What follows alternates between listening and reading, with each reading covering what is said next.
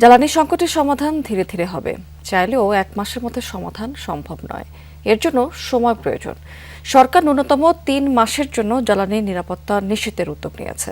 Dhaka chamber আয়োজিত রাজস্ব এবং মুদ্রানীতি বিষয়ক সেমিনারে এমন মন্তব্য করেছেন অর্থমন্ত্রী আমির খসরু মাহমুদ চৌধুরী। তিনি আরও বলেছেন, জ্বালানি সংকট সমাধানের জন্য সরকারের স্বল্প, মধ্য এবং দীর্ঘমেয়াদী পরিকল্পনা নিয়ে কাজ করছে। মন্ত্রী বলেছেন, দেশ গুরুত্বপূর্ণ অর্থনৈতিক সন্ধিক্ষণে অবস্থান করছে।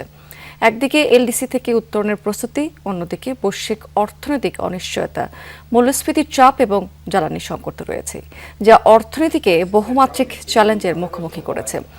এমন পরিস্থিতিতে রাজস্ব এবং মুদ্রানীতির সমন্বয় প্রয়োজন। সেমিনারে জ্বালানি সংকটে উদ্বেগ জানিয়েছেন শিল্প উদ্যোক্তারা। বলেছেন, সর্বোচ্চ অগ্রাধিকার দিয়ে শিল্প খাতে নিরবিচ্ছিন্ন গ্যাস এবং বিদ্যুৎ সরবরাহ নিশ্চিত করা প্রয়োজন। বলেছেন, গ্যাস বিদ্যুতের সংকটের কারণে উৎপাদন খরচ বেড়ে যাচ্ছে। প্রতিদ্বন্দ্বী দেশগুলোর তুলনায় রফতানিতে সক্ষমতা হারাচ্ছে বাংলাদেশ। দেশের মধ্যে যদি বিনিয়োগ না হয়, বিদেশিরা এখানে আসার জন্য যে ইনসেন্টিভ যে তাদের যে কনফিডেন্স সেটা হবে না। কারণ বাংলাদেশের ব্যবসায়ীরা সেটা করেছে বিগত দিনে। আমাদের যে গ্রোথটা হয়েছে বিগত দিনে সেটা মূলত প্রাইভেট সেক্টর ড্রিভেন একটা গ্রোথ ছিল।